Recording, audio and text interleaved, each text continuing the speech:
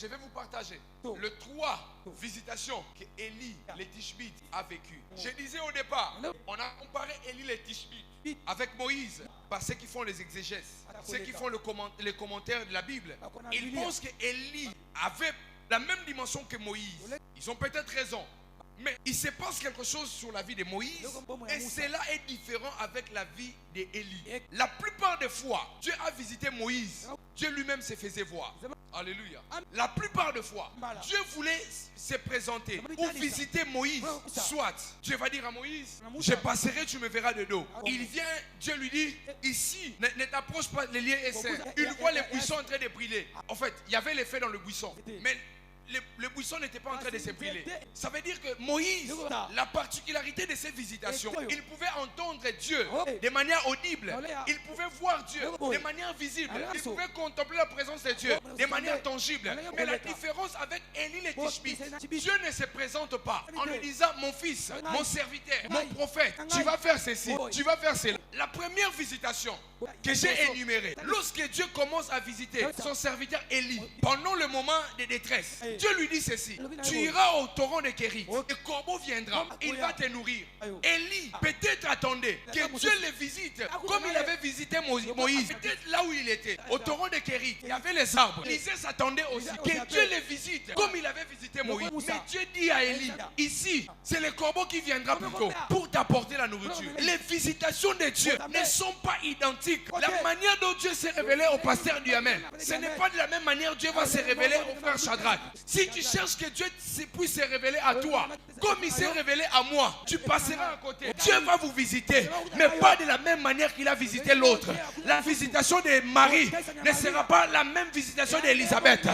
Marie, elle reçoit Salie Marie, mais Élisabeth, on passe par son mari. J'aimerais dire à une personne, n'attends pas que Dieu puisse te visiter comme il m'avait visité. Dieu ne va pas te donner l'argent comme il a donné au prophète. Tu ne construiras pas ta première maison à l'âge de 30 ans, peut-être à l'âge de 25 ans. Toi, crois au processus de Dieu. Toi, crois à ce que Dieu avait dit. Toi, crois, oh mon Dieu. Est-ce que tu peux croire que Dieu va te visiter d'une manière exceptionnelle? Lorsque vous lisez dans 1 Roi chapitre 17, le verset 3, Dieu a envoyé les corbeaux. Les corbeaux ont nourri son serviteur Élie plutôt. Élie les Tishbites. Mais lorsque vous prolongez, Élie, il était toujours pendant le moment des souffrances, des détresses.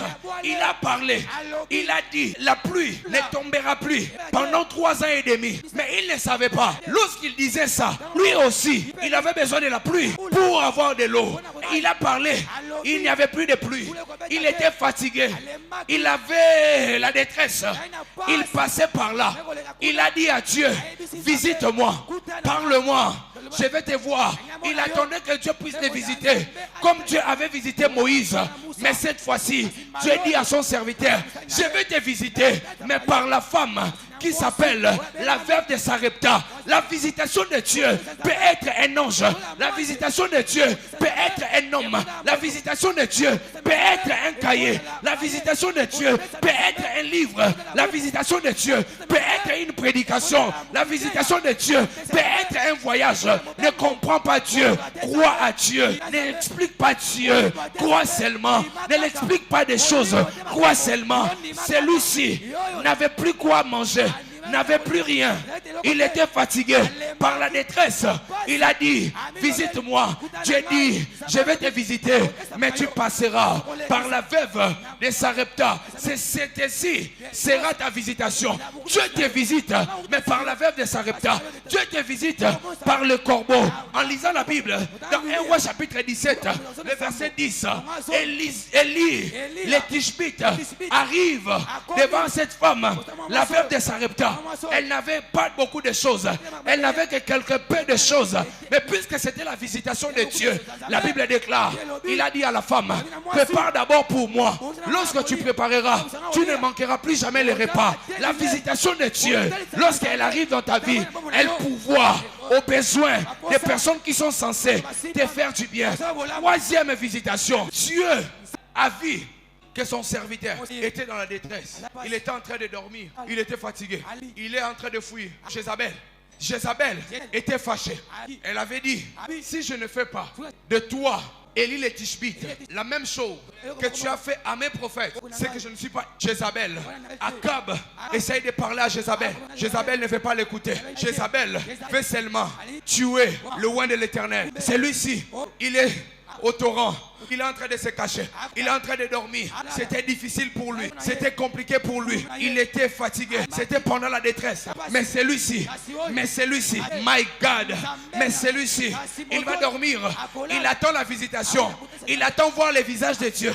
Il attend, oh mon Dieu, voir Dieu l'apparaître, lui donner le dos. Mais la Bible déclare dans 1 Roi chapitre 19, à partir du verset 5, Dieu va les visiter. Mais Dieu va envoyer un ange. Dans le verset 7 plutôt, Dieu va encore le visiter. Mais Dieu va encore envoyer un ange. Le problème c'est que Élie, il attend les visites de Dieu. Mais Dieu n'envoie pas des hommes. Dieu a envoyé seulement la veuve de Sarepta. Le problème, quand tu attends la visitation de Dieu, des fois Dieu n'appelle pas les gens pour venir vers toi. Dieu t'envoie vers les gens parce que ça fait partie des choses dans la Nanzambe.